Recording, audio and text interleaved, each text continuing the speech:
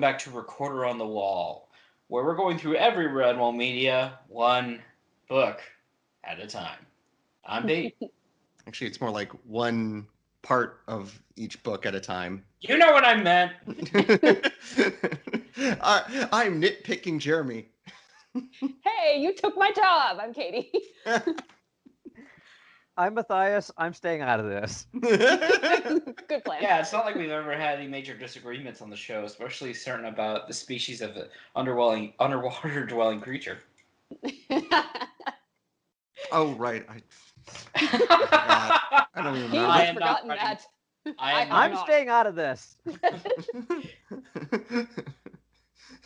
So we came to the last part of Rakkety Tam, Book 3, The Walking Stone. And it literally begins AMC's The Walking Stone. Okay, Jeremy, you take it. Do we want to do a thing first? Oh, yeah. I didn't know. Yeah. So, as some of you might be aware, some of you might not, Brian Jakes passed away on February 5th, 2011. And as of the date of recording, that was just this past Friday that we celebrated 10 years without Brian Jakes. And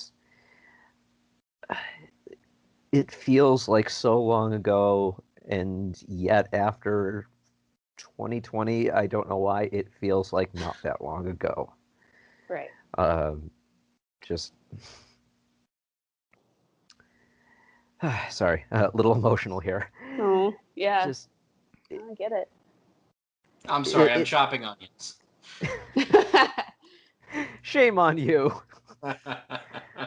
Those leek and onion pasties can wait. Wait, aren't leeks a form of onion? I don't know. Anyway, moving on. Look, I like onions, okay? You leek onions?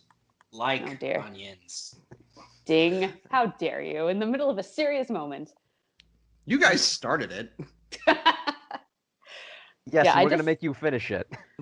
I just remember looking on Twitter, and there's like this list of trending topics, like what everyone's talking about. And one of them was Brian Jakes. And I was just like, I kind of stopped, because there's two reasons someone is on Twitter. Either they've done something terrible or they're dead. And so I was like, I doubt that he's done anything problematic. So I looked it up and my heart just sank. So I'm just like, oh, because like it was sort of a part of my childhood that was over. Like there weren't going to be any more original Redwall books. I mean, there's fan fiction, which is great, but you know, some of it. Yeah, Pete, I think you actually were the one that told me. I think that's how I found out. I don't even remember how I found out. Yeah. Yeah, I had stopped, like I hadn't been reading the books at that point. But yeah, that definitely hit big for me when I found out. That was these, I mean, I was reading these books outside of I was reading these books until like early college and had been rereading them. There's a reason why I have 2 copies of the original Redwall, because the first one fell apart. So yeah, it was definitely a big hit, and yeah. We lost a very kind, warm, compassionate, open-hearted man.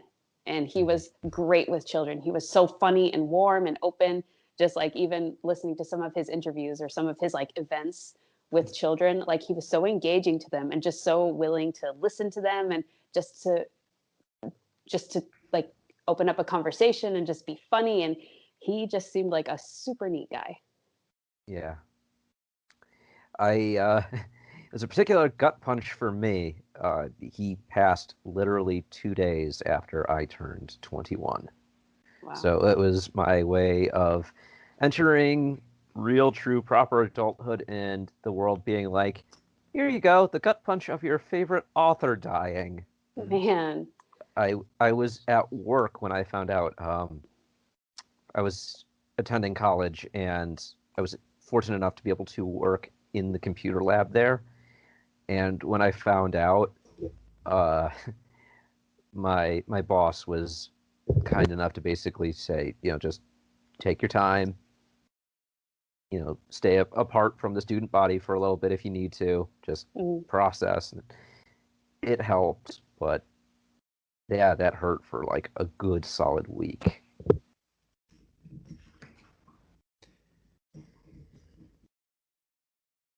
Yep. And Pete, you got to meet him, right? I Is did. that what yeah. I've covered it a couple of times on show, but he was doing a book tour to promote Morofox before it had come out. So my signed copy of Salamandron's over on the shelf. Yes. Treasure that forever. Mm-hmm. So, that being said, let's, and, of course, we're going to tribute to him. It's 10 years, but that being said, let's actually take a look at his work, because that's what we're here to do. It. And Yay. nitpick and poke fun at it and have fun. Oh, I complained because I care. Yeah. So we are in book 3 of Rakkety Tam, and when we left off, Tam and a set of Long Patrol hares and shrews had led Gullo and his crew through a murderous pine thicket of crows. A murder of crows. Mm-hmm. And then Gullo murdered the crows. He murdered the murder. And then he ate them. Well, he's a murderer. He lost quite a few of his troops doing that. Yep. And that's a running thing for this story is Gullo loses troops. Doogie, meanwhile, was teaming up with Euphis. More on him as we go along. Euphis the doofus. Moron is very correct. Well, except that he's more off than on, but, that's a whole nother thing. So he's a more off moron. Their job was to basically steal all the good stuff from Gullo's standing army, who had been were a little bit outside of Redwall, and they're like, and they got a bunch of stuff from Vermin as well as the drum. Okay. Now, can I just comment on the chapter art for a moment? When did Doogie become DJ Plum, the blinged out rapper? Well, before you get to that, our book 3 starting art is Gullo wielding a torch and hunched over and looking like he wants to hug you. He wants to whip it good. Oh wait, that's a different picture.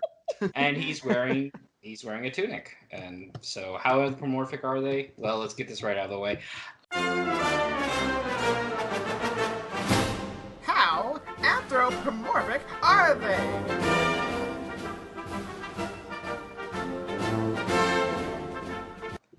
Very.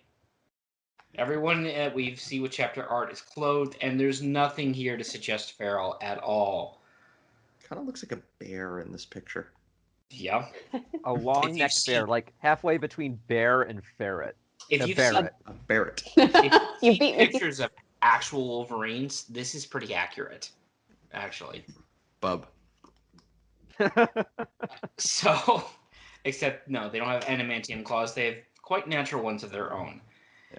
And, of course, book 3 begins with another Scottish song. So. Sorry, I can't stop laughing at the picture of Doogie. Oh, yeah, and then chapter 29, it is amazing. He's in, like, the old-timey boxer's stance. Like, put him up, see? And every picture of Doogie we are going to see, he has a mustache. He looks hilarious. It looks like... It's a most magnificent lip tickler. Ah! God. Oh, God. Yeah, he... put him up. Put him up. Put him up. Put him up. But our story begins as basically they're dividing the loot between Euphis and Doogie. And, they're complaining about all the weapons they stole. And here are, like, here's the original Zelda, Legend of Zelda Link, like, amateurs. But no one talks bad about Euphis' mama because that's where we get into our boxing match. Yes. And they mention there's something here there's like a term here that's normally used for like just more metaphor or overstatement. When they refer to Gullo's troops' food as tripe, you know what? It probably is actual tripe. Mm-hmm. So. But I just have to say, when Doogie is like, I bet your mom was a bigger robber than you, wouldn't Euphis, like, Why does he think being a robber is an insult? Because that's literally what he is. He's stupid. Okay. I mean, I was, you know what I was thinking? I was like, should I make the Final Fantasy VI reference to a good character? No, I'm not. I'm just gonna call him stupid. For those who don't understand, there's a character in Final Fantasy VI, Locke, who refers to himself as a treasure hunter, and every time people call him a thief, he gets very, very angry.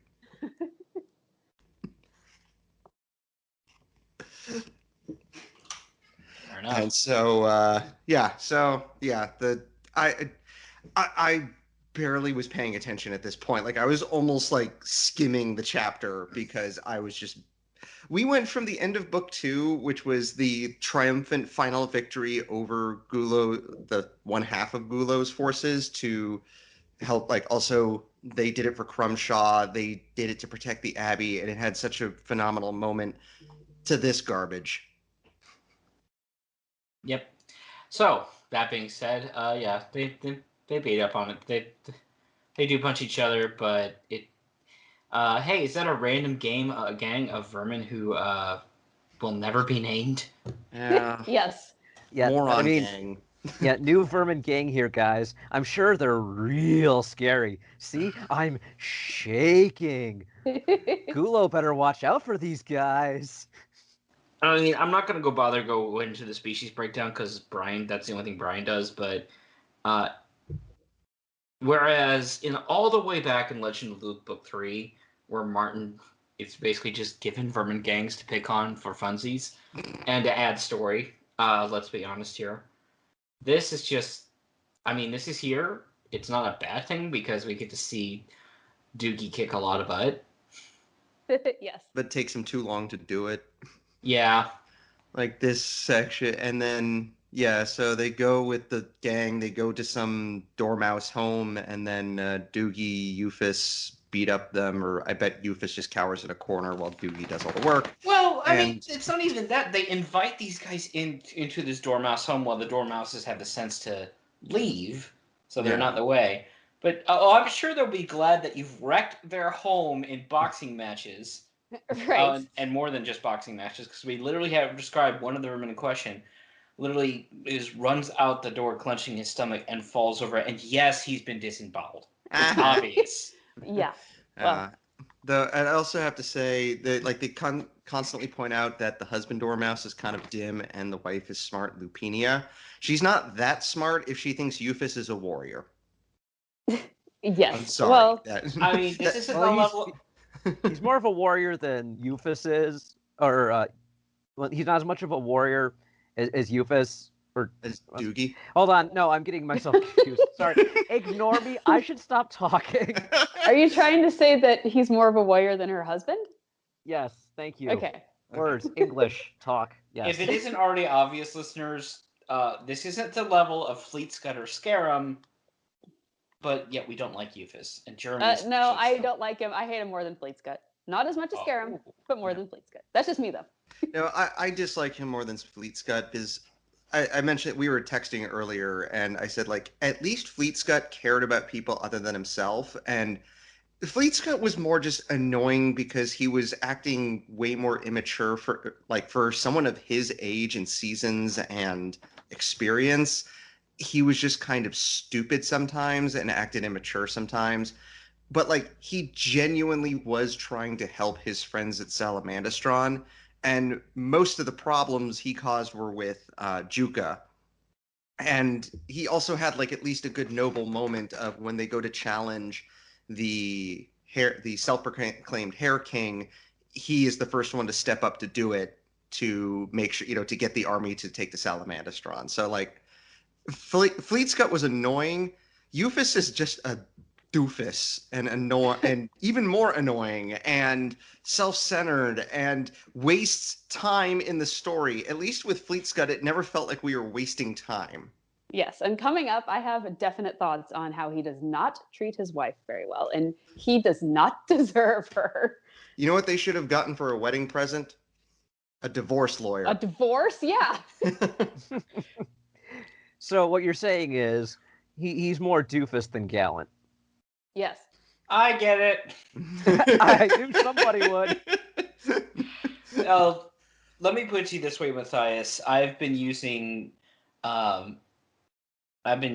he couldn't find Goofus and Gallant in a highlights magazine as a stealth insult for quite a few months now. Nice. Because it usually takes people a second, like, oh, I remember that. Yeah. Oh! Uh, But yeah. And listeners, I'm not responsible for whatever happens because if you choose to use that turn of phrase, but if you want to, you have my blessing. and then chapter 30, we're still following them. Why? Well, the biggest disagreement here that Euphis has is, hey, I stole the drum, it's mine. No, it's not. You're trying to take what I rightfully stole. Pretty much. And if Doogie were smart at one point, he's like, okay, you want to keep it? Let me go tell the person who commissioned it. You may have heard of her. She's the Badger Lady of Salamandastron. Let me tell all the hares back at Redwall. They'll take care of you real quick. Right. Yep. And then, yeah, but we also get the moment where, like, before they go to bed and they're like, yeah, we have a raft for you to take, blah, blah, blah. First thing that happens is Doogie wakes up, realizes that Euphis ran off with the drum, the raft, and his dirk. Dude, it was your own fault for trusting that little schmuck, okay? But don't get me wrong. I mean, Euphis does get a somewhat of a comeuppance. Not nearly enough, but... I wanted him to get eaten by Gulo. Dude. I don't care. I just don't want him in the book. Fair enough. It's just waste. Like my problem with Scarum was very different from this. With this, it literally feels like we're just treading water and wasting time when this time could have been spent better on other things. Like literally anything else. Like we could have learned about Gulo's taste in music, and that would have been way more interesting than this. Well, this does lead us eventually to the Walking Stone. Yeah, Yes. This is true. We'll get to that when we cover it. But when Doogie wakes up, he is rightfully put out. And, Just a bit. Yeah. He is. You could get the sense that if not for his wife Later's exceedingly good cooking, Euphis is going to die. A lot. Yes. Yes. So yes, Doogie quickly tracks him down, and basically, where is my things? Where's my dirk? That was an inheritance from my family. I'm gonna put you in the dirt if you don't give me my dirk. Yep. And it's like, and he's holding him at Blative with the freaking claymore. So. Right. Yeah. And he basically points out, if you don't return my dirk to me, I'm going to make your wife a widow. Yep. Do it. Best line. Do it. Do it. Your bonny wee wife will make a bonny wee widow. Now move yourself. Yes. Thankfully, his wife rescues her dumb husband's life by basically bribing him with vegan sausages. She rescues her dumb husband all the time. Why?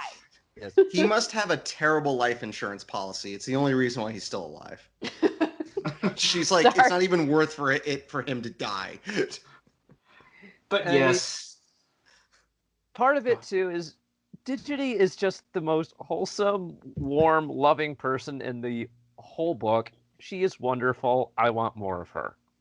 Yeah, I do too. I want less of Euphis and more of her. I want some sausages. Yeah, they sound good. it's vegan sausage because obviously, especially in a book where the bad guys are literally eating people. Yes, these are vegan sausages. Where fine ground, ground barley, oats, carrot, mushroom, and wraps them in onion skin and bake them slow overnight. That sounds good. Yep.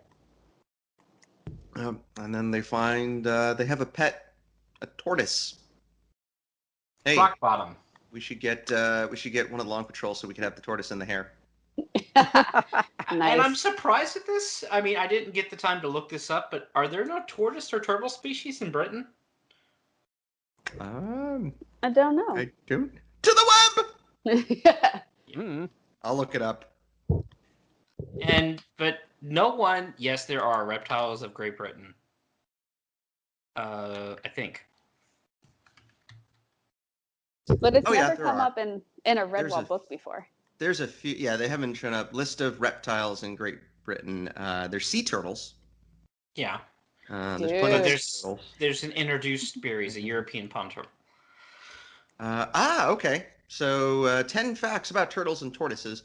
Further complicating matters in Great Britain, turtle refers to exclusively to marine species and never to land-based tortoises. Yeah. Uh-huh. However, we do know that Gulo came not from a land down under. He comes from the land of ice and snow, and that's where the turtle came from. Yep. So yeah, it is a tortoise, and yeah. And by the way, Yugi's wife has figured out Ascor's riddle. Oh, hi, Walking Stone. Yep. So we finally get to the rock bottom of what the walking stone is. It's totally obvious if you think about it, and this Oh, calls no. for a celebration. Oh dear. Thank you, Matthias. That is one big frickin' ding. But yeah, so our Walking Stone is a tortoise, and He needs to be renamed. Rock Rock bottom? yeah, where did they Can get you that? smell what the rock is cooking? It's sausages, apparently. Oh. But yeah, so yeah, they have the MacGuffin that Google's been searching for. That is somehow the sign of authority across the cold sea. Google, you're an idiot. And this was your Yes. first clue why? Oh, no, it's not my first clue. I'm just reaffirming what's already been said. Yeah, I will say, Gulo is definitely not the smartest villain we've had so far. He might actually be the dumbest main villain we've had so far. Well, However, he is shortly we'll see that he is the most terrifying. Yes. Oh yeah. I mean, the fact that he can beat out Clooney for that. He could beat this guy could beat up Ungatron, like physically. Yeah. There's a bit coming up where I was like, physically, could any of the other villains pull this off? And I was like, maybe Trun, and that's it. And Clooney was no pushover. Let's remind people that. So, But yeah. Matthias did ring his bell. So yeah, Ding. we have our walking Literal stone, ding. and we're gonna take him to Redwall. And Gulo, had he had any brains, would have just like, oh, my brother took the symbol of authority. Okay, I'm going to make my own, or I'll find another tortoise. They're all. What is this, like the mom that accidentally flushes the turtle down the drain and goes buys one that looks exactly the same? Yeah. Oh, no. We never get to meet Mama Wolverine, so. Of course not. So yeah, so chapter 31. So I just want to move on. We go back to Gulo and his crew, and we meet, or he's now very annoyed. And you know what, Gulo, you should have read the last two chapters, then you'd be even more annoyed. So yeah, he's basically like that he's lost people. They made it out of the pine thicket. They're chased their enemy, and there they go on shrew boats. Bye, Gulo. Yep. And it's one of those things where Gulo's finally starting to rub those two brain cells together that he has, and I wonder if he's going to stop when it starts hurting. He finally figured out how to get that square peg into the round hole. Yes. Well, so I love too where they have a great moment where he has we now meet a henchman who's dumber than him though.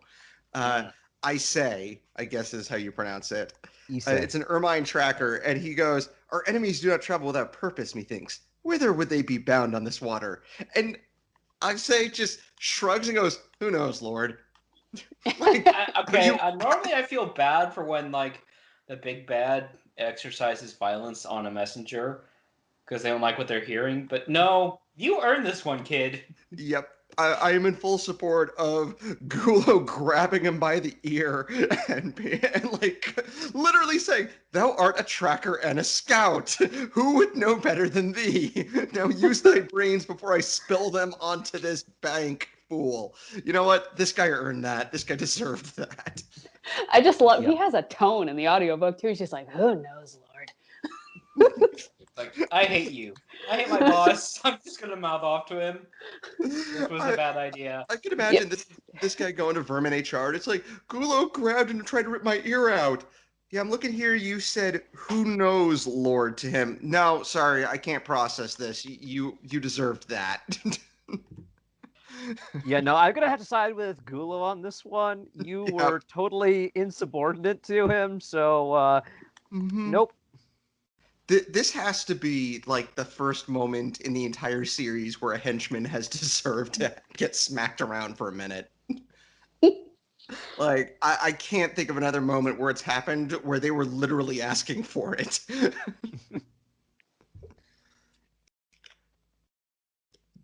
But then I guess it's We're we back see to that the it's heroes. smooth sailing for Tam's group.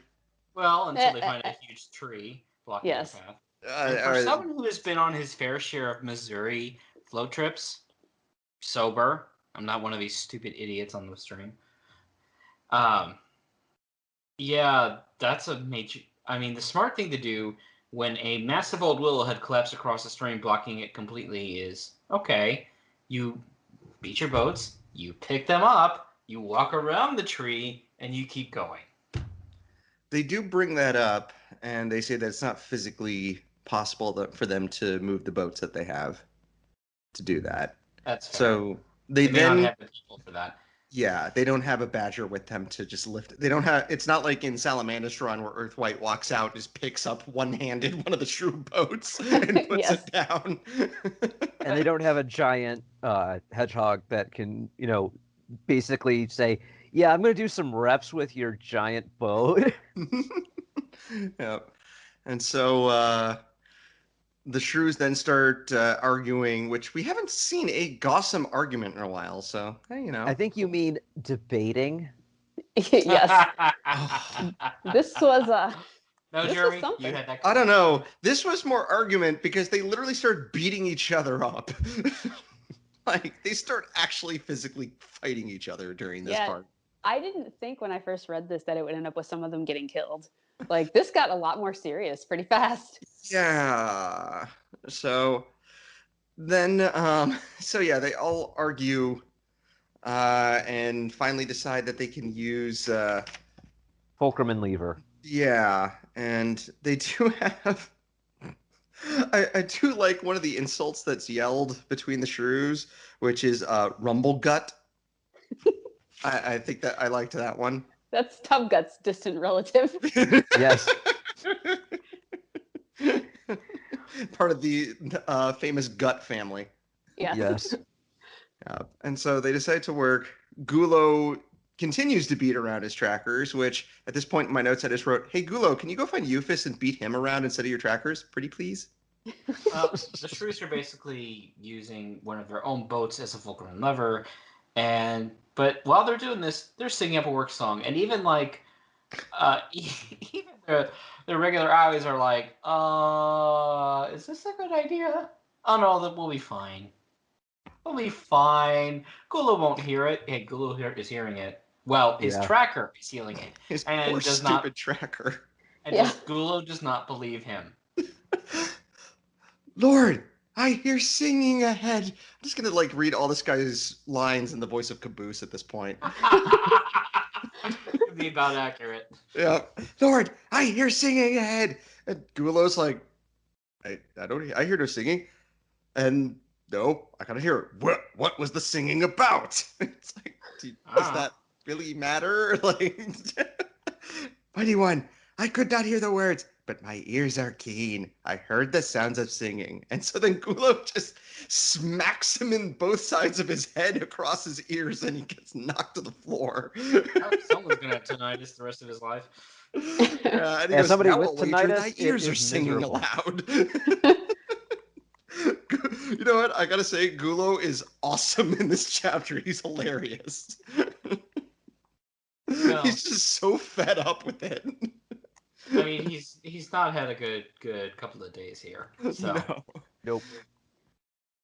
so yes, eventually they do manage to dislodge the tree, but You mean not the before. tree that had truncated their progress? Nah. Okay, you know what, Matthias, you take point.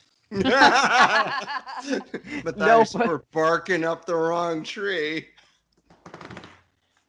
I'm stopping there. I have like more. I No, could no, pull no. out. You want to make your punch? You take point.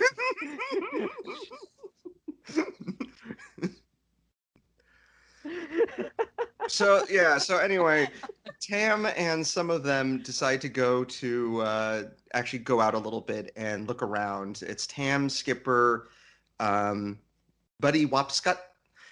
I keep thinking of Fire Buddy from I know. Long Patrol, which I'm glad it wasn't him here, but as we'll see in a second. Yeah. And so yeah, these this part does kind of make me laugh. Is these experts in combat get ambushed by Gulo the idiot and his stupid trackers. Yeah. How did that happen? Yep. And so we unfortunately Skipper takes an arrow to the side, which I got very worried about Skipper. Thankfully, he's okay. He lives. And He doesn't Skipper, hit anything vital. no. We're fine. I'm fine. Just walk it Okay. off. And so, well, he swims it off. Yeah. And Tam gets to do some good fighting. Corporal Buddy Wapscut gets to get some good fighting in. And then, unfortunately, we find out that, unbeknownst to us, we didn't get to see it, thankfully, but unfortunately, Gulo just like tore Buddy's back open. Mm, yes. Fangs and claws. Yeah. And he tells Tam to go. And Tam insists, and unfortunately, eventually just has to leave. And Buddy kind of makes the decision for him by just leaping into the fray, takes out multiple people. It says, pierced by a forest of weaponry, the gallant hare broke his rapier blade in two and flung it at the enemy. He had no time for another war cry because his teeth were set in the throat of a screaming ermine. Yep. Thus died Corporal Buddy Wapscut of the Long Patrol, a fighter to the bitter end. And I just Yeah. picture him getting to Dark Forest and me and Crumshaw and them doing like a fist bump, like, yeah. Oh, Or, all the way Crumshaw back. would just decorate him when he arrives there. Be like, you know what? We both went out phenomenally. Yep. Or all the way back, that one otter who loved to bite people. Was it Fulgrim? Yes. Fulgrim. Yeah, he's there too. Like, dang, dude. Yeah, he'd walk up and be like, I like your style. Let's go get a drink. Yep. Then, after that happens, a ton of shrews die because the tree falls on them. So this is a happy chapter. Yep. Oh, Uh, yeah. Press F to pay respects for Buddy, because dang. Yeah, definitely. He was a brave and perilous hare. Yes. Yep. as they say. He's honestly one of my favorite hares in the series. Period. He is awesome. Mhm. Oh yeah, and like Jeremy said, now shrews get to die. Oh, Yep. were they wearing? Oh, guys, our red shirts are dead. Guys, the river is just flowing with red, and not just because of the blood. They're Dark. painting the Red river shirts red. everywhere. Oh, so they do. Then Skipper shows up, and they all start escaping. And Gulo, Gulo decides, okay, I'm angry. I know what to do. Let's use the tree as a boat. Yep. That works. This can't go wrong, right? So That's the end of that chapter. Unfortunately, we're now back to the Idiot Brigade starring Goofus and poor unfortunate Doogie. And Euphis makes a pun, and you know what? I just wrote, Euphis, you should be drowned. I'm angry. I actually, this is my notes. Oh God, we're back to the Goofus group. Oh, I'm speed reading / skimming this part. I seriously don't care. Euphis, you should be drowned for that sausage roll joke. No, don't sing. Skipping the song. Don't care. And then it goes for the rest of the chapter. I'm skipping it. Don't care. Moving back to the real plot. Geez, these schmucks have already hogged 3 of the last 4 chapters. Okay, so I just have to point out that you got mad at someone for making a bad pun. Does that seem ironic? I don't care. I'm staying out of this. I will say, though, the chapter art with Digity and Rockbottom is adorable. I do like that, yes. That is It's like her little reptile puppy. Yep. And it's looking up at her too with like these little eyes like, oh. I have nothing against the artwork. It's a very short chapter. Thank Yep. God. I think, Jeremy, you'll appreciate this. In my notes, I put, a mute turtle is wiser than Euphis. Yes, he is. Oh, and Euphis, I don't know if I should call speciesism, not racism, on him, because he literally proposes, I'm going to sing a song about a mouse with a shrewest wife, and I'm like, okay, is that either speciesism against shrews, or is that the Shakespearean? I think it's the actual Taming of the Shrew reference. Yes, which okay. I don't know. I skipped it because I was like, it's already a chapter I don't care about, and then somebody starts singing, and I'm like, it's just like 2 wrongs don't make a right. Yeah. Well, Basically, he didn't sing, but it's moving from point A to point B this Yeah. entire chapter. We don't find out anything new. No, all this chapter does is waste the time of the reader. Then we're back to chapter 33, which has an absolutely metal cover. Oh my God. Yeah. Gulo is riding a giant tree in the rapids and is holding this giant whip-like branch as a fox behind him tries desperately to steer and not die. I'm sure they'll be fine. They'll be fine. Some It'll of be them fine. will. Yeah, so I have Logolog's big plan here is to use the speed. Their boat is nominally faster, so they use their head start and pull into a random inlet and basically hide and let Gulo pass. Yep.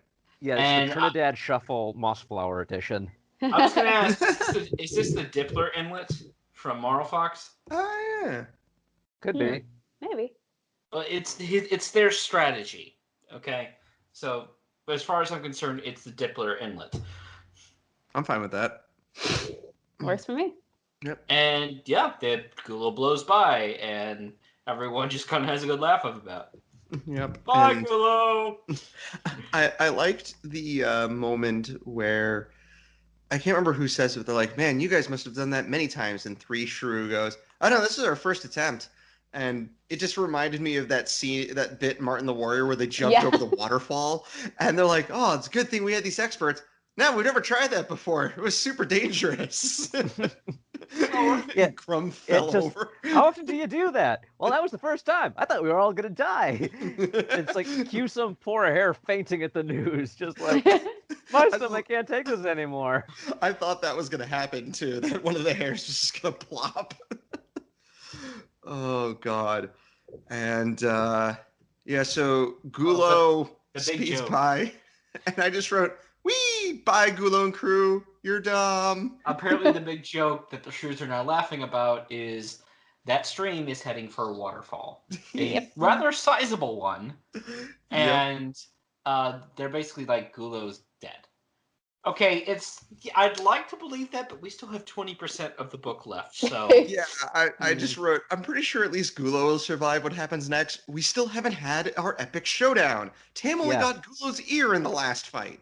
okay, how much of it would it be a great subversion if this actually did kill Gulo? And they're like, oh, okay, well, I guess that's that. And that ends the book. That dun dun dun dun dun. And As it there's- is, it's just a press X to doubt that, yeah, Gulo can't not be dead. I mean, have you seen the chapter art for the beginning of book 3? He has to have something happen. I So you're- know. So you're saying that Gulo failed the QuickTime event and flew Yes. off the waterfall? He forgot to hit right on the controller. He had a quick save, don't worry. There we go. I do like Same though. state in his emulator. So He was using ZSNES, and so I do like though this part with Tam afterwards, where they're like, "Well, we're pretty sure Gulo's dead," and he's disappointed that he didn't get to fight and defeat Gulo in battle because he made a declaration to do so. Well, yeah, Buddy made him promise, like, please, if you get a chance, kill him for me. Yep, and I mean, it's his honor, like it's his personal honor code. honor. I was just about to, thank you. I mean, you could argue this goes back to all the way back to Matameo with Orlando and Matthias, and like, I wanted to kill him, but I wanted to kill him. Or in Aw. Mariel Redwall with Yeah. everybody in Kabul. And they're like, oh, the crab killed him. Well, that happened.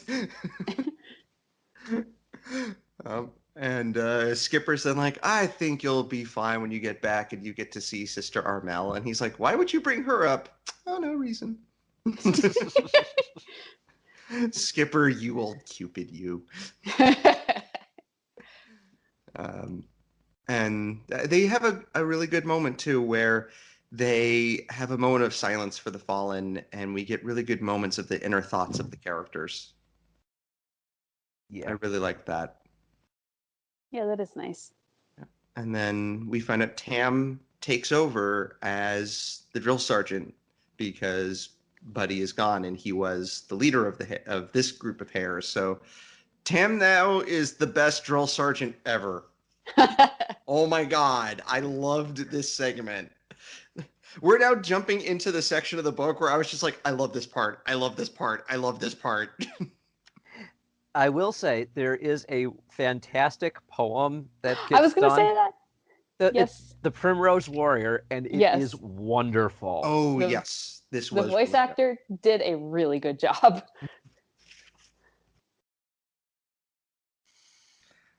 Yeah, this was very good. Mhm. And yeah, I love Tam just taking command. And I like one of the hares even said, like, I thought I was old Sergeant Onewill for a moment. Like, that's one heck of a compliment then. And then Yep. Skipper's like, hang on, I want to join in too. Yes.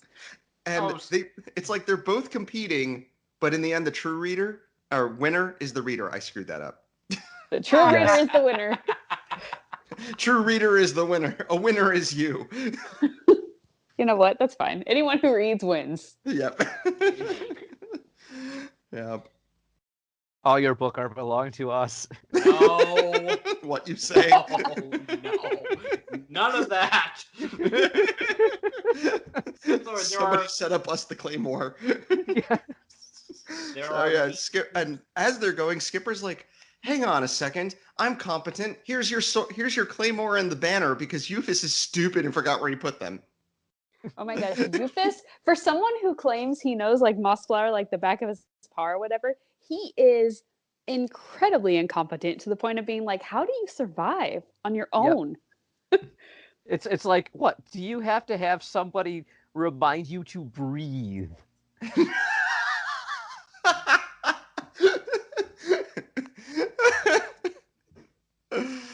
Oh god. You know, Yeah. that wasn't that funny. I don't know. I thought of something else too. But anyway, so Okay. chapter 34, Abbott Humble reads spoilers. Oh yeah, Abby's back. Yep. It's been a while. Yeah. Yeah. We have a good moment where Humble and Burlop are in the cellars, and Armel comes down, and she's like, "I must speak with you," and he goes, "Wait, don't tell me. You've had a dream. Martin the Warrior spoke to you. Am I right?" Is it that obvious? I was like, Humble, did you read spoilers that Martin contacted Armel, or is it just because she's one of the main characters? A and B. Yeah, I think it's or more all of that the the above. Redwallers seem to be more aware of Martin's MO and are making meta jokes at this point. And this is where I was getting to earlier. What I wanted to say earlier. If Guloed actually died from the waterfall, we all know he doesn't die. Yeah. And Gonf and Martin had spent all this time getting this right, and then they rush to tell Sister ML, and then they're like, "Hey, wait a minute, Gulo actually died. Oh. What am I supposed to do now?" And they just look at each other. Live from New York, it's Saturday night. So yeah, they speak of a riddle which is really, really, really, really, really easy to figure out, even though they can't figure it out for like another 2 chapters. Behold 2 swords and a banner. Gee, I wonder who that's going to be. Watch out for the walking stone. We know what that is. The brother is gone. 'Tis the warrior who must face the savage alone. So obviously, this means that Euphis stole 2 swords and will fight Gulo. I mean, Yep. yeah, duh. Why didn't I think of that? Yeah. No, see, is what we soon find out. Rakkety Tam has mastered the dual wielding skill and will face Gulo with his +5 claymore and his the +10 Martin sword. Yep. And while they're conferring about, hey, what could this possibly mean? It's Dibin fights Rumble in the dormitory. Sunday, be there, be there.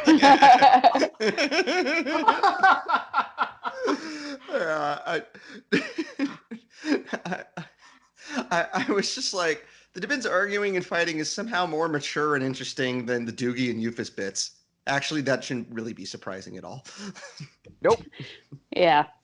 But then we get a wonderfully adorable moment with Humble, Armel, and the Dibbins. And Humble's like, I was always good as a Dibbin. And one of them goes, well, Wandering Walt told us that you were a little villain. Well, I'm just going to have to have a talk with him then. I absolutely love Abbott Humble. He is wonderful. Yep.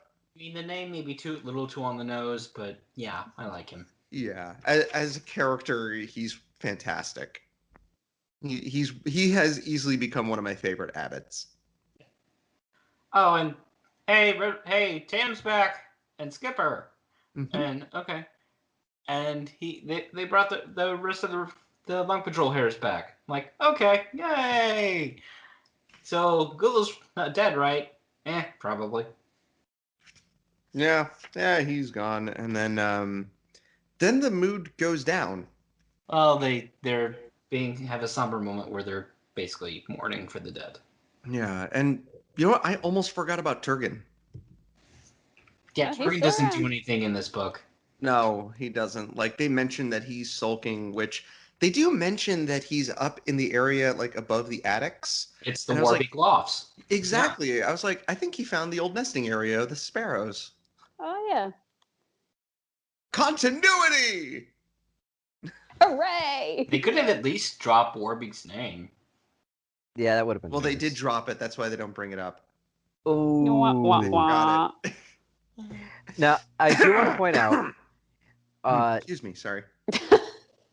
the way that Tam and the Hares come back in, it's just like they're under the assumption that the Abbey was attacked, the walls were breached, and that there are vermin inside because they can't find any clue of them outside the Abbey whatsoever. So they go in basically like Navy SEALs, just trying to be as sneaky and infiltratey as possible. And it's like, you know what? I want a Redwall book with the good guys pulling off a heist. We've had shades of it in Mossflower, Bellmaker, and Marlfox, but that could be a whole lot more fleshed out and just have it so it's like basically one of like the Ocean's movies, but Redwall. Tams 11. I'd be down for that. Yeah. Oh yes. Yep. And so yeah, they leave on a off note because they also mention that Doogie is nowhere to be found. They finally remember that he existed. Oh yeah. Oh yeah, that guy. Yep, Where's my best friend? we now kick into the awesome section, like even better section. I loved like the first 2 pages of this chapter. Chapter 35. So that I've mentioned this a few times already in like books 1 and 2 of this book. That there's like these great little descriptions or little moments and things or like phrases that Jakes has put in. I love the opening of chapter 35. It's funny you mention that because, as I've mentioned on show previously, Kindle lets you highlight selections out of a book. 45 people highlighted the first 2 sentences. Yeah, That was an evil laugh. Good job. So it's fortune, they say, favors the valiant, though not always, for Dame Fortune is a fickle lady. Sometimes she is quite impartial to the goings-on of those in her charge, and gives her favors to evil creatures. I'm okay. Yep. Gulo the Savage was alive! He's very hurt. Yep. Not really, actually. He's just a little tired. So they went over the edge, which I have to say, there's like a little scream in here that yarg, which I read that like the Howie scream. And it's just they all started falling, and this moment here with Gulo shows like why he's the big bad. Like one of the reasons why it's the feat of strength and instinct of him to leap off the tree, grab onto the rocks, and start pulling himself back up. I can't think of like almost any of the previous villains that would have had the wherewithal and or physical ability to pull this off. Maybe Ungatron. Like Tsarmina, maybe physically, but she would have been too terrified of the water. Like she probably just would have gripped the log as it fell. I can't think of any of the other villains that would have been able to pull this off. Maybe Clooney. Maybe the extreme, but even Clooney, when he saw the bell coming at him, froze Just up. stood there. Yeah. Exactly. No. Yep. And we also told that one of his own Ermine jumped with Gulo and basically grab onto his foot, and Gulo's just like, get off, and kicks him to his death. Yep. And though once he gets up there, he like climbs back up, he's losing it. Like, not that he had much of it. No. Like he's not as far gone as like Gabul got, where Gabul was like flat out hallucinating and just completely disconnected from reality. Or Tsarmina at the very end. Yeah. Oh, that's what I have here actually. It's or Tsarmina in her final moments, because she was also like going super paranoid, which granted we see in like very shortly that he's getting into Tsarmina level paranoia. Though granted, Gulo has more lives than Tsarmina ever did. Oh yeah. And it's really obvious that his obsession with Asgore, who has been dead since before the book started, and he still doesn't get it, and the Walking Stone, and the fact that he keeps failing outright over and over and over again, this has nearly broken him. And finally, his troops are like, hey, maybe we should pull an Ashleg. Yep. Which we get a good conversation of that, of why they don't. The older Fox, where it said that he's been part of Gulo's gang for a very long time. And before that, his father. Exactly. So. He's like, I've served his father and the brothers. And he basically says, we can't, because Gulo will find us and he'll rip us to pieces if we try running. No matter where we go, he will find us. Now, Gulo is not unaware of the Morales troops, as we'll see shortly. But here's the thing: we're not even given a tangible number of how many of them are left, but it's under 20, basically, is what I think at this point there's like 7 of them. Yeah. Yeah. At this point, even at this point, and one of these characters basically follows the same logic here. There's nothing to stop one of these guys from leaving if in the middle of the night, and Gula doesn't have the numbers or the will to chase them down when he's got to kill his brother. Yes, but Gulo anticipates this. Mm-hmm. Yep. Though I will say, like, just the fact that he has struck that much fear into them that even the thought of it makes him be like, no, we can't. Like, even like Pete, as you just said, realistically, he's not going to find them if they run away. No. But they think he can, and like Jakes has done such a great job of building up and showcasing how terrifying and brutal Gulo is, and like what, like with some of the other villains, we know why the troops follow them. Like they followed, like Gray Patch's group in Mariel Redwall followed him because he led them to the heck away from Kabul. Or people followed Ergen Nagaru because they were kind of scared of him. Or Clooney because some of them just said, it's the legendary Clooney, we're going to follow him. Or Ungat Trun's creepy death cult. Like, I mean, the closest we get to this level of fear devotion are the Marl Foxes. And that wasn't even explored why those water rats were that devoted. And why it was just the water rats. Yeah. Yep. So this is very well done. Like just showing why he actually has people following him. Because it's obviously not for his great strategy ability or his great tracking skills or anything requiring wit or intelligence, but he's not charismatic at all. Either. No. At the end of the chapter, it describes him as having cunning by madness. And it's like, that is a very apt description. Because his badness has led him to... It brought him to the point where his paranoia is actually forcing him to think. He actually has to plan, because if he doesn't, the imaginary boogeyman of his brother will get him. So let me ask you in a hypothetical here.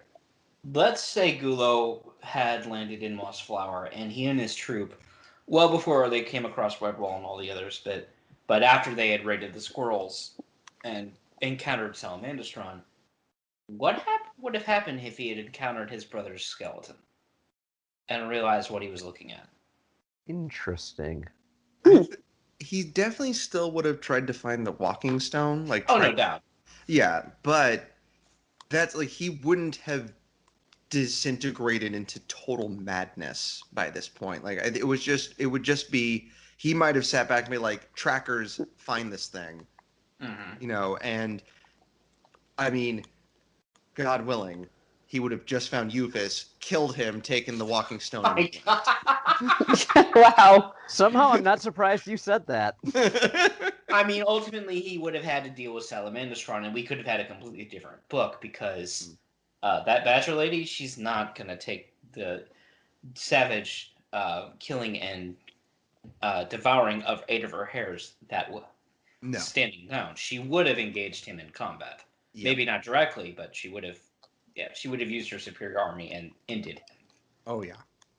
They would have turned Gulo's forces into a bunch of pincushions. And we then, as we get to the end of the chapter, we get more terrifying stuff with Gulo, where Herrig, the fox, or Ermine, I can't remember if they... It's a fox. He was a fox. Yeah. Herrig, they wake up to see his head floating down the river. And basically, Herrig was the one basically right on the edge of pulling an ash leg. So... Yep. And he even said, like, I knew that one was going to run. So I stayed awake and watched him until he made one foolish move. And then I love this next line. Gulo has to make examples for his warriors to follow. Do ye not think?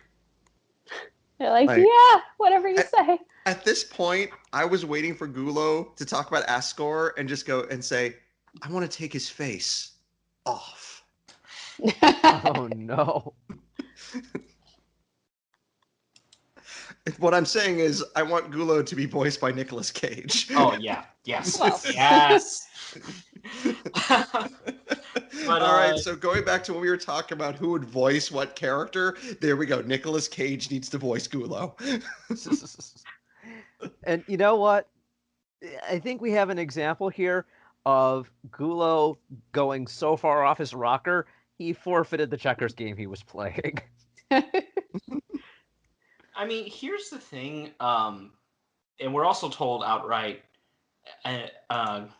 before he decapitates his fox, he outright stops the remaining people he has left, and it's like, "Oh, you think this is pleasant here? Let's camp here for the night. We'll be fine." And everyone's just like, "Wait, what?" Yeah. I mean, okay. I mean, we'll do a we'll take a night off, boss. Although, you know, if One he of them can even said, like, did he just use the word pleasant? I mean, don't get me wrong. Another leader would have done the same thing for morale reasons. Mhm. Like, give your guys effectively a night off, like instead of rushing after the ghost of your brother. Yeah. But no, he used it to execute the presumed deserter. Yeah, like I could have seen like Gray Patch been like, okay, we'll take a break and then we'll go. And I think they almost did that until like the avenging monster that was Oak Tom showed up and said, I am Batman. Yes. I am vengeance. I am the forest. I am Oak Tom. So then chapter 36, Doogie, cast off your shackles of lameness and rejoin the real story. Which he does.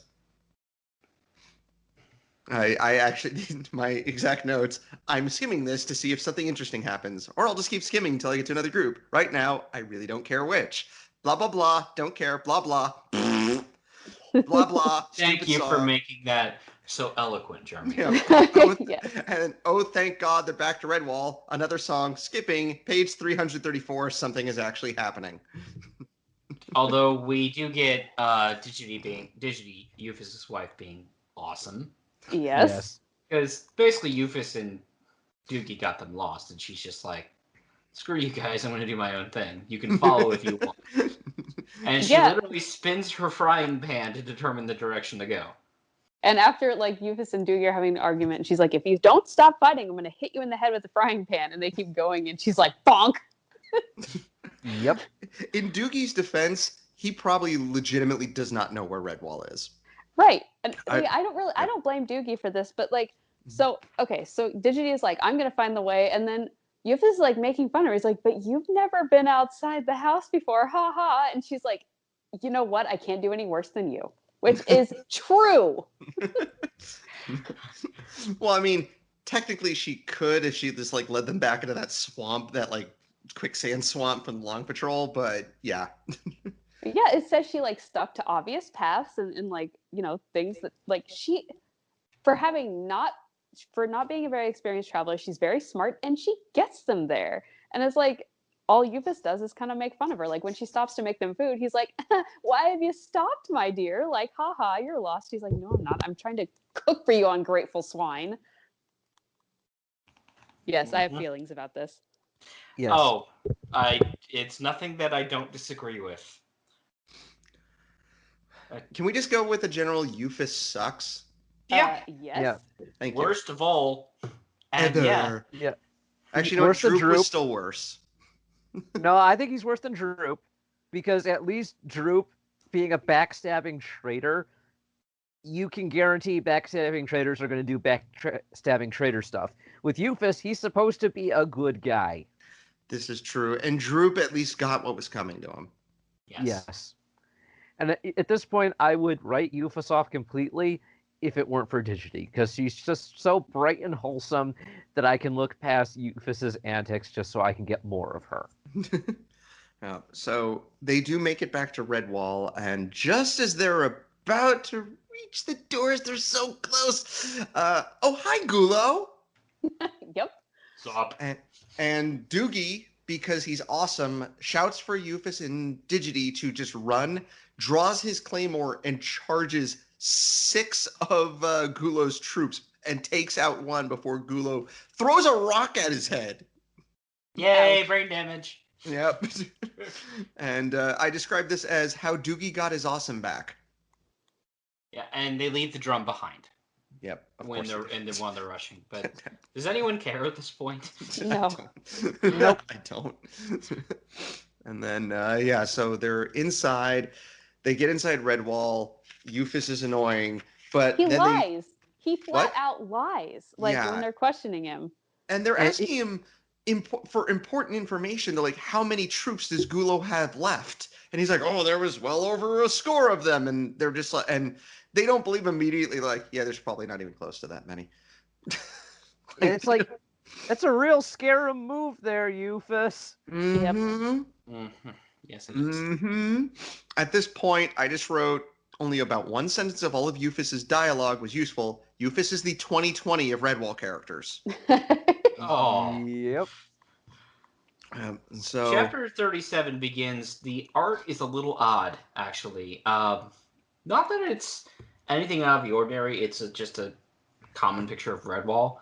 But compared to what we see in the cartoon, and compared to a lot of other common pictures of the Abbey, something struck me. I'm like, there are 4 towers on the one side.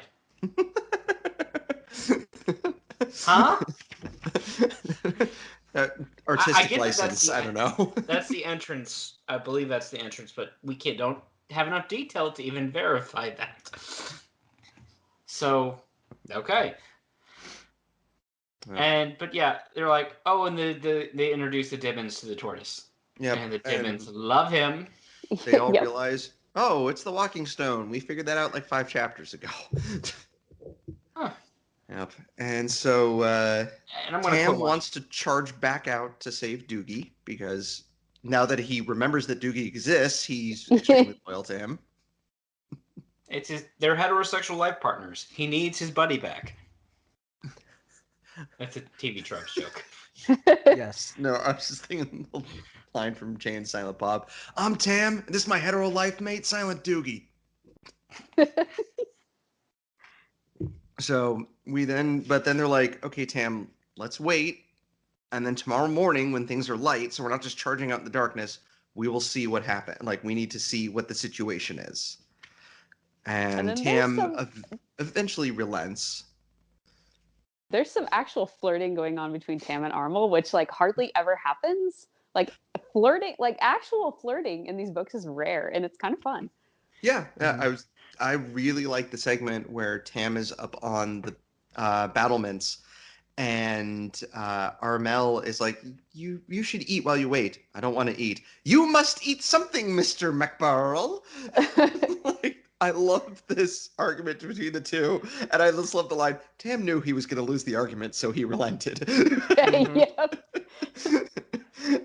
I do find it interesting that our obvious shipped couple here, one of them is a sister, and although we've never gotten a consistent explanation of, if you take vows to Redwall, or what does that entail, this is like, huh, okay. Yeah. And yeah, this part between the two of them, it kind of reminds me of some of the segments with like Martin and Rose. Mm-hmm.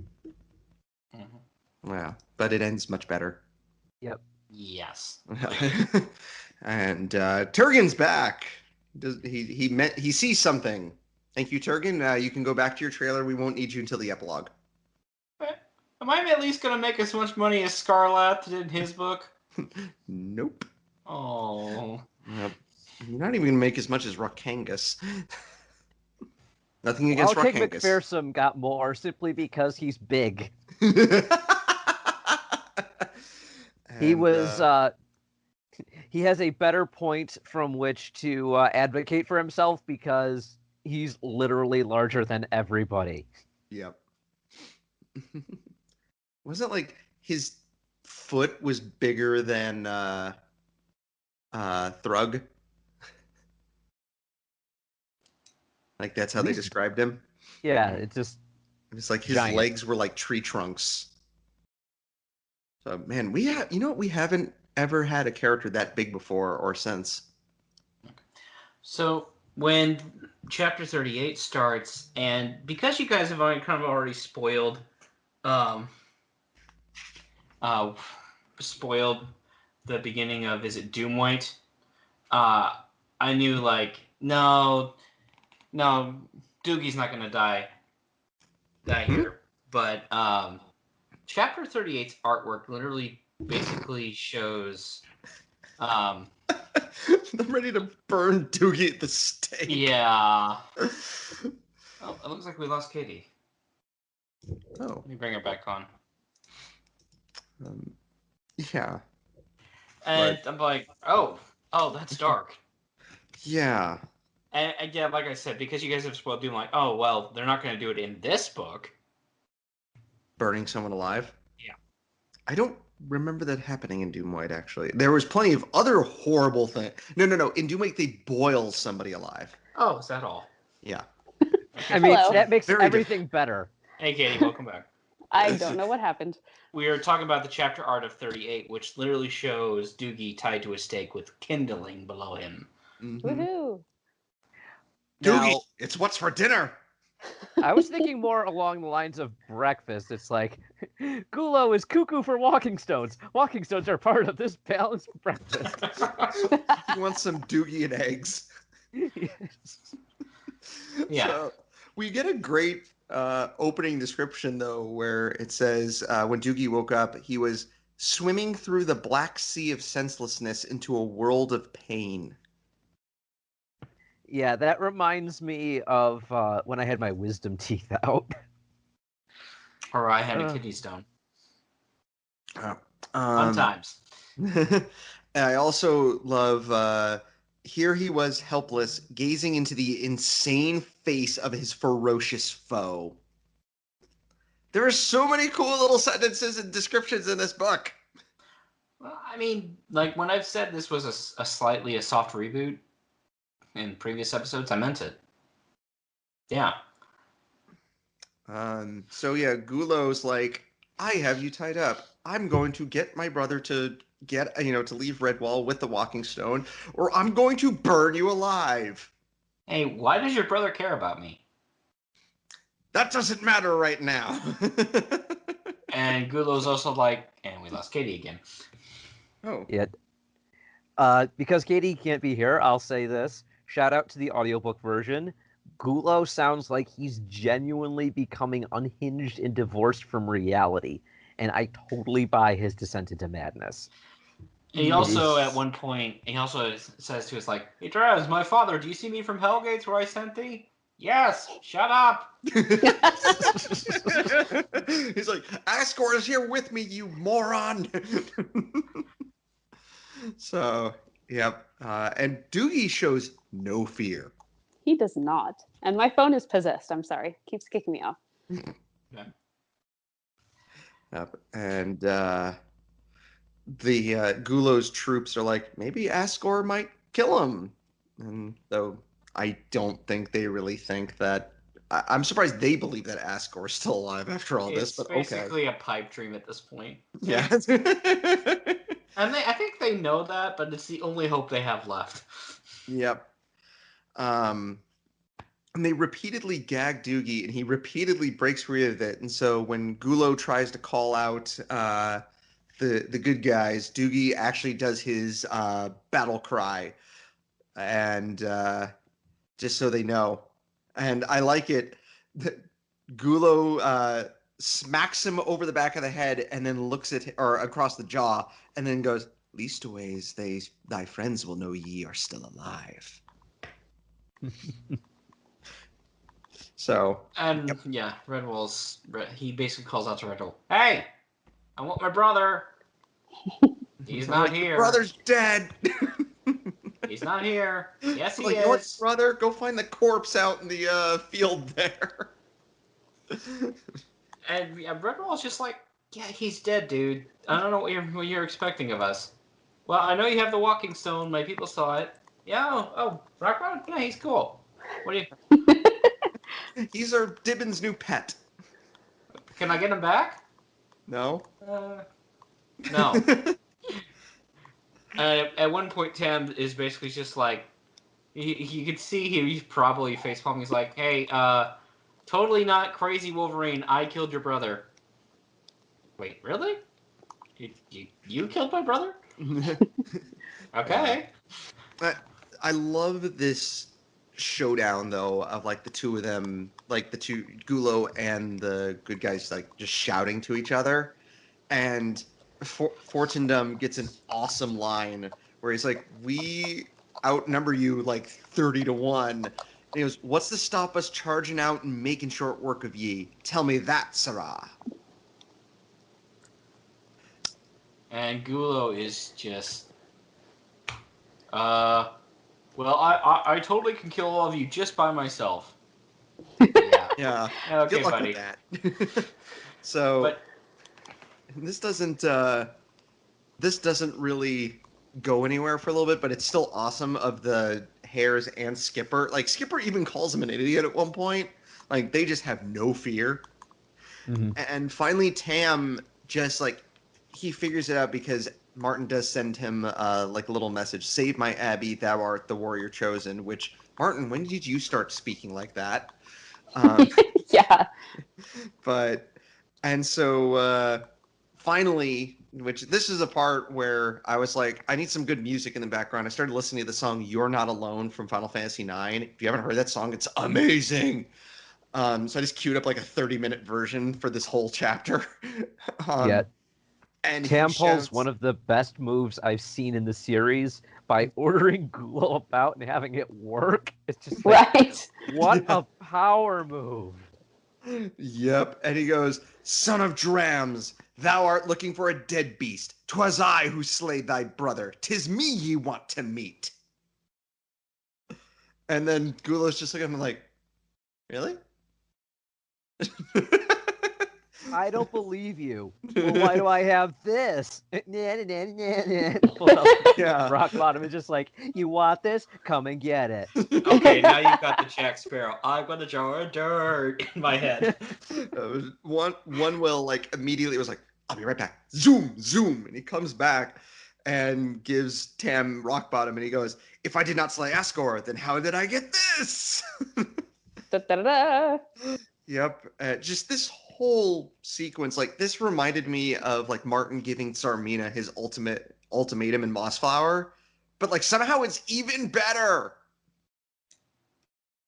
Yeah, this is really cool. Yep. And yeah, so now Tam prepares himself for the battle tomorrow. And I even like that Fortindom says to him, and it's like, "Can I offer my services? Likely you need a little help with that flesh-eating murderer, what?" And Tam turns him down. But I like how he whispered it to him, not to like to try not to embarrass him or anything. Like he knows Tam's honor and pride as a warrior, and just quietly offering the help to him. Hmm. And I think it's also because Fortindom wants a crack at him too. Well, yeah. And then we get a great moment too where they're preparing and they see that Tam is like buffing his weapons and getting ready. And I really love Fortindom's story about a like strict drill sergeant telling a hare named Fluff Scuttle, which I love the name Fluff Scuttle, Yes. to keep his weapons polished, and like the story of how he stayed out there until like the dead of night, and where he's buffing it, and the brigadier walks out and goes, "That sword is plenty clean. You can go inside." "I keep polishing, but I can't see the sergeant's face in it." Yes. Fluff Scuttle is just the fourth member of the awkward squad. Yes. Folderon, Flumworthy, and Flugworthy, and now Fluff Scuttle. Yep. And I would like to believe that because Fortinem says this happened like a long time ago, that in my head, that sergeant that told him to do that, that was Crumshaw. Before Yes. he got promoted. And whew, so chapter 39, the artwork is awesome because it's very simple. It's Tam facing off against Gulo, but it perfectly shows the massive size difference between these two. It's so good. Just, ooh. And here we have a warrior with a shield and Martin's sword facing the big bad who, at least initially, uses no weapon but their own natural claws and teeth. Yep. And very similar to like when Martin faced off against Sarmina, except for the sword part. Or I mean, shield. I can't. Bleh. I don't know what these are. And interestingly enough, although it becomes part of this, becomes part of the fight itself in a pretty critical way. When I was first reading this, I'm like, wait a minute, you're at Redwall. Yeah, oh, we got this metal shield that Martin allegedly used. But we know Matthias did. Yeah, you wouldn't borrow it? It's probably better than the leather buckler you're using. No? No. Okay. All right. So they have such a good moment too, where Tam like stomps up to him. The two of them face off, and Gulo basically just says, "Little warrior, ye are bold to face Gulo. Thy body will add strength to mine." Yep. Oh Sure. my god, that line is amazing. This is, for those who don't realize it, he means he's going to eat him and get stronger. What? No. So it's just like Professor Farnsworth. If you kill anyone, Fry, make sure to eat their heart to get their tasty courage. He even says, "Thy heart belongs to me." And Aw. I do love Tam's response. And he just goes, "I could not give my heart to one as ugly as ye. 'Tis promised to a fair pretty maid." It's such I imagine Gulo's just like, oh, well, how romantic. I'm very sorry to have to break that for you. Yeah. Gulo uses intimidate. It doesn't affect Rakkety Tam. But Gulo himself falls for Tam's 1v1 me bra taunt, and it's just like, yes. And you know what? He's the first vermin leader who was put in this 1v1 position to not deliberately think, maybe I should have my own horde murder them with arrows when I give the command. Yes. Yep. Although Sarmina didn't have troops to call on. Yeah. Point. Every single other one, every single other villain, when they've said I'll agree to a one-on-one fight, has set up their troops to like ambush whoever the hero is. Like Salamandastron, we had it. Lord Brocktree, Martin the Warrior. Yeah. We've had this happen multiple times. Hmm. And then the battle begins. This fight is amazing. You duel of the fates. Yeah. Oh my god. There's a moment where Gulo just hits Tam's shield and sends him like crashing down. And I was like, I think that happened to me in Dark Souls 3 at one point. But oh my god, this is just perfect. The clashing between the two, Tam using his speed to his advantage, the fact that as the fight keeps moving, because they're not just staying in one place, the onlookers are running to try to keep up so they can keep watching. Mhm. And at one point, Gulo starts using Doogie's Claymore, which I love the bit with this too, where one of the vermin like throws it to him, and one of the hares is about to attack, and like, nope, he can use a sword. Like that's part. He never said he couldn't use a weapon. And the final moments of this fight where Tam is backed up to the infamous ditch in front of Redwall that never gets like filled or anything. There's always a ditch there for some reason.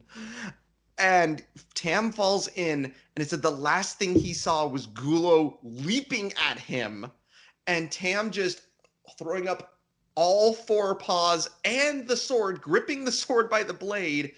Not Gulo bounces off of him, and his head gets severed by the edge of Tam's shield. Yep. Huh. Wow.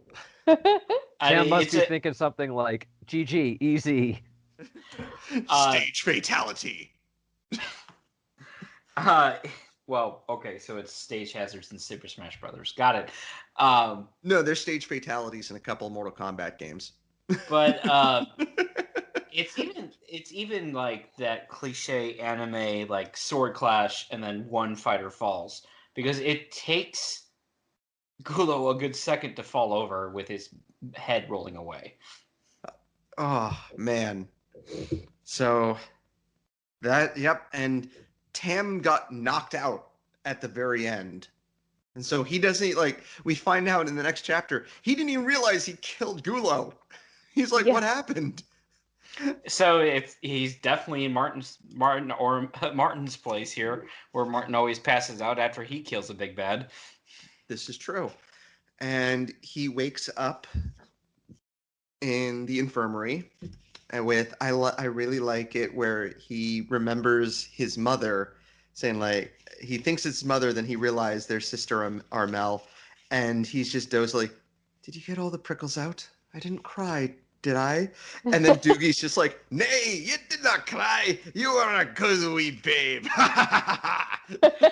And oh yeah, I kind of imagine imagine Tam's just like, nope, I'm going back to sleep after that. Yep. Keep some dignity. Oh god. So and Tam now sort of like realizes what's going on, and Armel is patching him back up again and is not happy with him for getting so injured because during the fight Gulo ripped his leg open. Yes. Ugh. And I love it as she calls him Mr. McBurl, and Tamgo looks at Doogie. She's being bossy again, mate. I can always tell when she's in that mood because she calls me Mr. McBurl. Yeah, the banter between Tam and Doogie is hilarious. I love it. Can we please have more of it? Oh my god, I loved because Tam's like, so what happened? And Doogie's like, you destroyed my sword. And he's like, what possessed you to do that? And that was a little tip I got from Martin the Warrior. Oh, that explains everything. He should have been called Martin the Destroyer of Weapons. And I love how there's Tam's Luke like, in the afterlife Yeah. glaring at his son. yeah. Oh god. And I love how Tam is just like, and you were sitting there all cozy, tied to a stake while I did all the fighting. Yeah. Oh, by the by, did I win or did you take a nap and miss it all? Oof. I love what he said. You cut off Gulo's head. And he's like, his head's still in the ditch. You can go and ask him yourself, though I dinna ken he'll want to talk to you anymore. He's like, aye, he must be a sore loser. Oh my god, it's just this whole bit. And then Armel gets like upset, like, okay, Tam needs his rest. I want a whole book with Tam, Armel, and Doogie on an adventure together. Yeah, I wish we could have gotten the full of their escapade with their daughter going to return the banner. I wanted that expanded more. I understand why it was an entire, like, just the epilogue, but I would want like a deleted, extended, uncut version with that. Absolutely. Spoilers! I love For the Armel epilogue. yelling at everyone to get out, and she mentions like Abbot Humble, and he's just like, I was just sitting here. I wasn't even doing anything. Yeah, Sister Armel's a fierce one. I love her. She is amazing. Yep, and I love the way this chapter ends with just where Tam's like, I'd go if I were you. She's one of her bossy moods. See how her chin sticks out, and she goes, "One more word out of you, and I'll order tea for two." Yeah. That was adorable. Yeah, I Armel is must one have of the missed best. this the first time I read through it. So I'm like, well, what happened to the vermin? It completely blew through me. But apparently the hares, well, they took had it. to have words with the remaining Yep. few. That's what Melesme told them to do. Get rid of all of them. Mm-hmm. And yeah. And apparently Loggy took exception to this because after he made it home, he grabbed literally 100 of his own people. 200. Excuse me. 200 of his own people to come and basically finish the job, and there wasn't anyone to kill. Oh man. Did I miss it? Oh. That's all we needed. We could have this moment after all that's finished of Logalog charging with all the shrews, shouting Logalog, and they all just slow down. And Logalog looks down at the corpse and goes, "Don't tell me I missed it." So we then get a wonderful epilogue, with it's narrated or it's like written down by Tam and Armel's daughter. What's her name? Melanda. Milanda, and it's fun. And yes, I really wish we could have gotten a whole story with Tam, Armel, Melanda, Brookie, Doogie, and Turgan traveling together. Like Yes. if this epilogue was a book, I'd totally read it. Oh, and some strong Princess Bride vibes in the epilogue here, because apparently our terrible squirrel royalty had a terrible son who Yep. speaks like the bishop on a Princess Bride. Marriage. I honestly didn't think about it. I was just like, well, he's just a little kid, and that's kind of how kids are written sometimes. But now that you mention it, I put the idea in your mind. Yeah. Wow. Now this little kid is Well put. speaking like an old priest. Oh God. So they get back and they do return the banner, and they're finally released from their vow to, I don't care what their names are because they're terrible people or King and terrible Queen squirrels. fuss budget. Yep. Yeah. And so then the prince starts trying to like, oh, I'll have you all hanged or whatever. And then this old squirrel just kicks him. Yep. And he goes, I've been wanting to do that for a while now, mates. Kicking children. And Yeah. I have the image again of the cartoonish one where someone puts a boot up someone, and it's just this long flying thing, and they skid across the ground. And then we Aw. get strong Marl Fox vibes. You know, the sword in the lake, you know, the shields in the lake, that sort of thing. You get the crown in the sea. Just whoop, goodbye. No Yep. more royalty, no more kings, no more queens. No king, no king. Da, da, da, da. Yeah, I do so. And so then they reach Salamandastron. No, Ferdinand and Kersey. Or Yep. yeah, Ferdinand and Kersey have a kid named after Kersey's brother. I like that. Yep. And they're coming back Chauncey to to Redwall. Maine. Yep. And they're going to be Yeah. resident hares at Redwall. Yep, I really like that. And then Turgan decides to stay at Salamandastron, and he didn't really do anything in this section, but that feels right that he stays there. He'll honor Crumshaw. And we're ignoring the fact that the group of travelers stopped and visited Euphis because Euphis doesn't matter anymore. Yep. Yes. I actually wrote they should have edited that out. It's like, why is somebody like seasons on looks down? Why is this part of the note smudged? No reason. Yes. Wasn't important.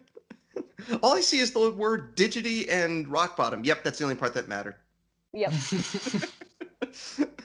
And then I absolutely like the final sentence of this book actually made me misty-eyed because it perfectly sums up these books, which is, I will lay a place at our table for you and hope you can join us, if not in body, then in the world of your imagination where you can visit us anytime. And Yes, I if you're love a that. troop of 100 hares, let us know you're coming in advance so we can reserve enough food. Yes, that too. But that was the perfect way to close the book.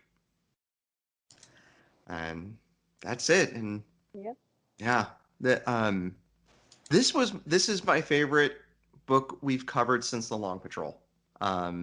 Not that some of the ones after it were bad or anything. Like, I really loved Marl Fox, and I really liked a lot of stuff in the other ones, but like outside of some of the missteps, aka everything with Doofus, they stuck the landing perfectly. Like this might be one of the best. This is easily one of the best endings in the franchise.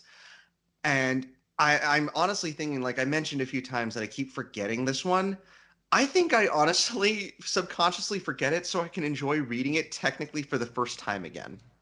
Yeah, it's a good one. Mm. It is a good one. I just have to give one more shout out to all the fantastic voice actors, Paul Braithwaite and Simon Smithies, who played Tam and Doogie, Rachel Murphy, Sister Armel, Angela Mouncey did Digity and some hares, and other people that I'm probably forgetting. They're And, all wonderful. Yeah, they're all wonderful. Yes. Greg Longridge, who played Gulo, is in every single one of the audio productions that Jakes does ever. Greg Longridge is in all of them. I think he's the only one who has that distinction. So, yeah. They're all so good. Yeah, this is still my favorite book in the series, though there are a few more rough patches than I remember. The story is solid, the characters are fun and interesting, the moments of tension don't feel forced, and I think most importantly, there feels like a bit of the original magic of the series returning.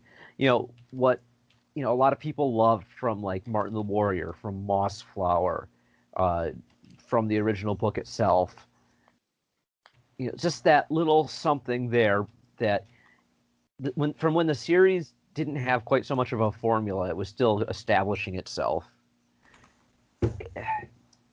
It's there in some small way, and it feels amazing. I mean, I mentioned way back in episode 0 of the podcast that there are certain moments from this series that, if done in live action, would earn the film a hard R rating for all the blood and violence. When I made that comment, I was specifically thinking about the death of Gulo.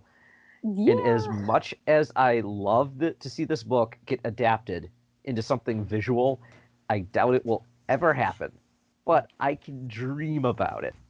So if there's anyone listening who has a spare $100 million to make that happen, I would be grateful to you forever if you could make that a real thing. Well, after Disney killed Mouse Guard, I don't know what. I don't know if you can find a major studio just at the moment. I thought you were going to say after Disney bought everybody. That was one of the projects that Fox film studios had in production. Early stages of production was Mouse Guard, which you've never heard of it. It's definitely Redwall adjacent. It's a little bit more adult, but it's originally a comic that became an RPG, which I played and is actually kind of fun. But yeah, it's good. And there was a movie planned around the core story of the original lore, and to the point that they had a test animation made, and the other mouse came in, bought it up, and canceled it. Oh man. Yeah. But, just want to say the audiobook, it still holds up super well. Even after 10 years without Brian, hearing his voice narrated is a magical and wonderful experience.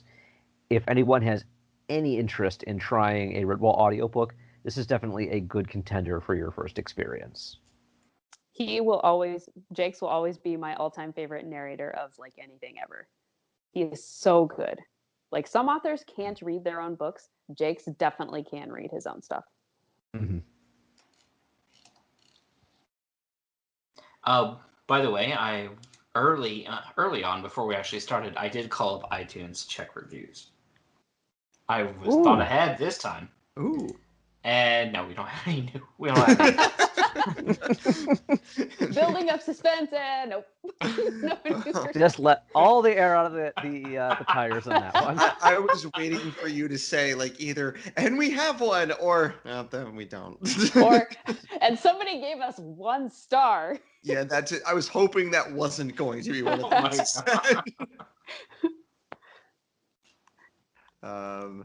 All right. Well.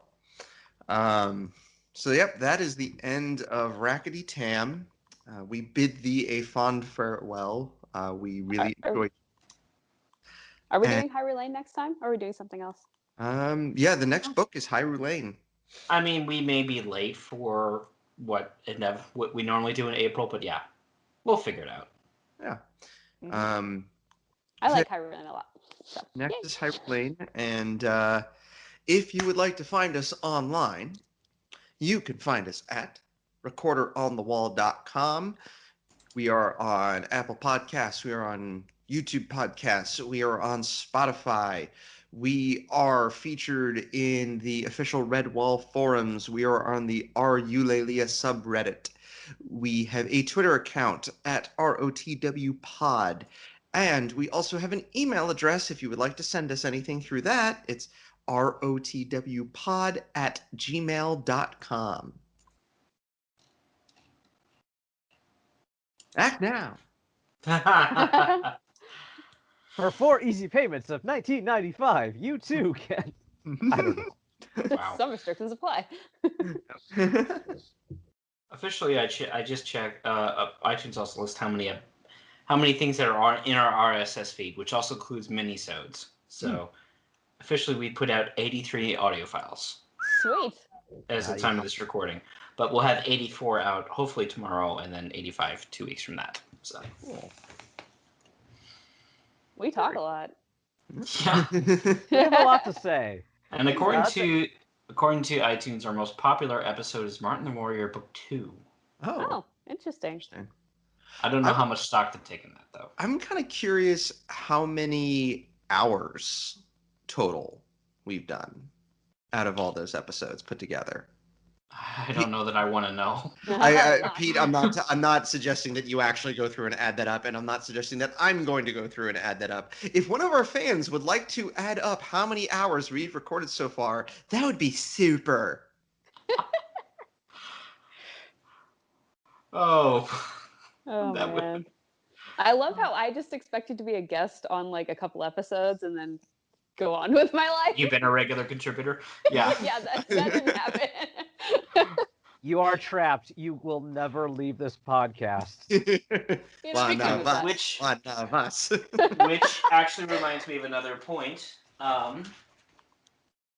There is another middle school book series I've been looking at that I only did like 3 books back in the day, but unfortunately the author does not make ebooks version of this, and I don't know if he does audiobooks.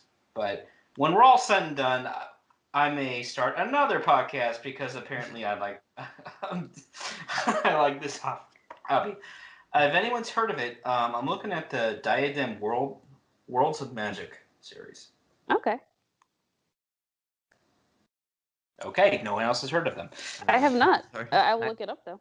I am going to Google. Yep, but so until next time, everybody. I'm Jeremy. I'm Pete. I'm Katie. And I'm Matthias. Hey, we didn't trip over each other. That's Yay! Yay! We're professional. no. What is this professional you speak of? Is it food? And we eat it. Gulo could.